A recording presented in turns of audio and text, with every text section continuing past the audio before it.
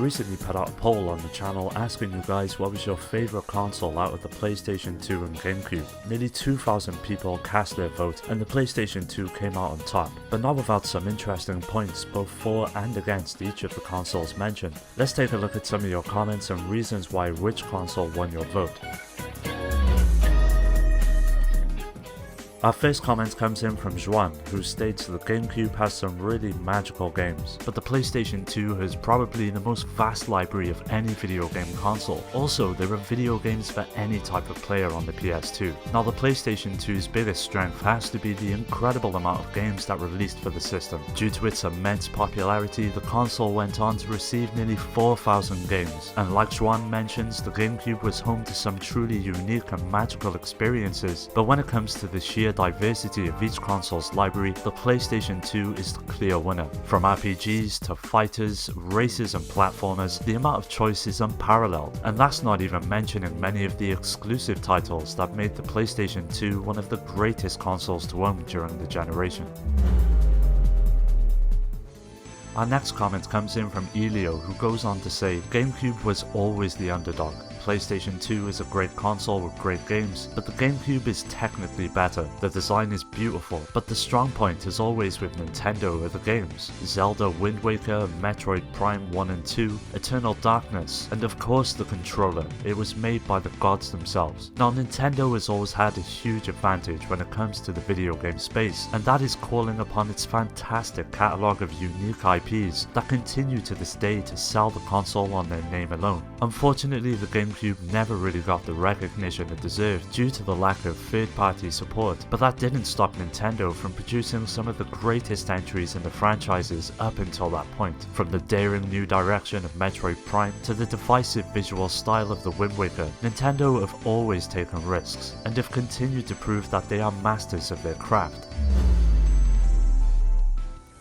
Moving on to a comment coming in from Team LDS, who writes, the PS2 had a ton of great JRPGs. Now for myself, this is the main reason why I prefer the PlayStation 2 when talking about the pros and cons of each console. The PS2 was home to a shit ton of JRPGs that never made it to the GameCube. Sure, Nintendo's console did have a few like Baten Kaitos and Skies of Arcadia, but nothing that truly compared to the amount available on the PS2. The likes of Digital Devil Saga, the mainline Final Fantasy series, and Persona, to name a few, really made the PS2 a heavyweight when it came to the genre, and no doubt contributed to its overall success. To this day, I'm still finding new and exciting JRPGs to play and recommend, which is a true testament to the sheer diversity and range of options available when it comes to this specific style of game on the PS2.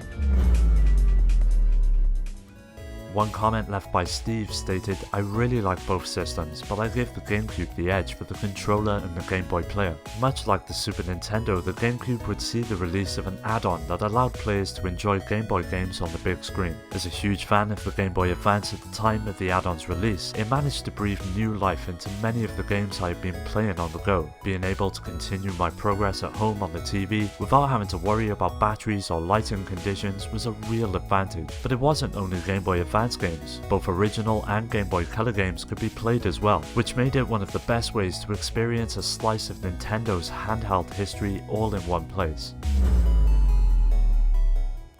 Another comment left by Teddy states Persona and SNT games for me. Now the Persona and Shin Megami Tensei series are both some of my favourite JRPG franchises to date, and the PlayStation 2 is home to some of the best entries in both. From Persona 3 and 4 to Digital Devil Saga and Nocturne, fans are literally spoiled for choice when it comes to the many options the console offers. Unfortunately, the GameCube never saw a release in either franchise, which in my opinion is a real disadvantage. Of course, this won't apply to everyone and simply comes down to personal preference, but if you're like me and are fond of the genre, the PlayStation 2 is the clear winner.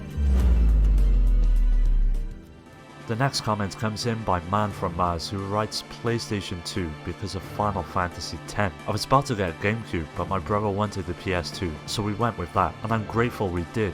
Final Fantasy X literally changed the way I look at life. I would have missed out on so much if I didn't play that game. I'm grateful to my brother for forcing his wish. Now I can relate to this comment, as Final Fantasy X was one of the main reasons I picked up a PS2 as well. After getting into the series with the release of 7, 8 and 9 on the PS1, my anticipation for the next gen entry was at fever pitch, and finally after getting my hands on it, it soon became one of my favourite in the franchise. With its incredible characters, locations and themes, it's a game that has stayed with me to this day and left a real impact upon me whilst playing it as a kid. Now the GameCube never saw such a high profile release from the series. Sure, it got Crystal Chronicles, but nothing that could compete with the sheer mastery of the 10th installment, which made this yet another reason to own a PlayStation 2 over a GameCube.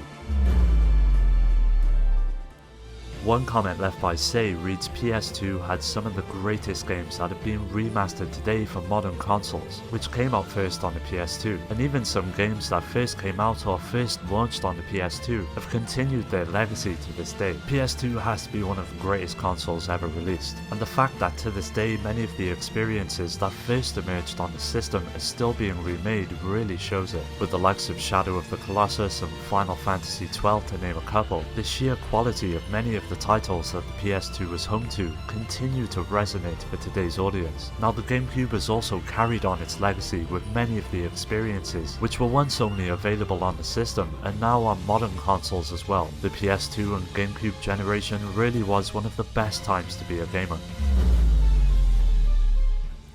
The next comment comes in from Lennox Coles, who wrote, PS2 for me, mainly because of backwards compatibility with PS1 titles and the ability to play movies on the system, which was a better alternative at the time due to how ridiculous DVD players cost. Add in some of my favourite exclusives that were on the system like Final Fantasy XII, Rogue Galaxy and many more that I've fallen in love with. The PS2 is my favourite console. Now for me, backwards compatibility was one of the main reasons I grabbed the PS2 when it released. After amounting a pretty sizable collection of games for the PS1, having the option to carry them over and play them on the new system was a real advantage. Of course, due to the GameCube's switch to disc-based media instead of using cartridges like the N64 did, backwards compatibility was never an option for Nintendo's machine. And as Lennox mentions as well, the inclusion of being able to play DVDs on the PS2 was a real plus and no doubt contributed to its overall success immensely. One comment left by Daniel states, the GameCube, I just love the exclusives more, and GameCube did multiplayer far better in my opinion. Like Daniel mentions, one of the best aspects of the GameCube has to be multiplayer. Unlike the PS2, the system included 4 controller ports as standard, and didn't require an extra purchase for a multi-tap like the PS2. Because of this, the GameCube soon came to be the best place for playing with friends. With such titles like Super Smash Bros. Melee and Mario Kart Double Dash, it really was a genuine selling point for the console and reason to own the GameCube over the PS2, especially for those that found themselves sharing their passion for gaming with family or friends. Although the PS2 did have its fair share of multiplayer titles as well, nothing quite reached the brilliance of Nintendo's touch. Another comment comes in from OP, who wrote, PS2 had too many games, just so much still to be discovered. Now I completely agree with OP here, as being in a unique position to recommend games to those who subscribe to the channel. I'm forever searching for new games to suggest, and the PS2 has to be one of the most generous when it comes to discovering new and exciting things to play. Due to its robust library, the PS2 just keeps on giving even well into 2020, which is a real testament to the console's value. Our next comment comes in from Item 5, who simply mentions the GameCube just for the Resident Evil games. A deal known as the Capcom 5 was struck with the company during 2002 for the GameCube. Several unique games were to be developed for the console, such as Killer 7, Piano 3 and Resident Evil 4 to name a few. But what came along with it was a complete invigoration of the Resident Evil franchise as well. The incredible remake of the original, a prequel and a re-release of nearly every mainline entry up until that point would find a new home on Nintendo's machine. This was in no part a way for the company to try and appeal to a mature audience, and although it didn't fully have the desired effect, as Item 5 states, having the option to own nearly every entry in the series on one console was a true reason to choose it over others available on the market. The PlayStation 2 is the clear winner. Although I'll always have a soft spot for the GameCube, the features and vast amount of games available for the PS2 will forever make it a better console in my eyes. Well, that does it for today's video. As always, thanks for watching, and I'll catch you next time.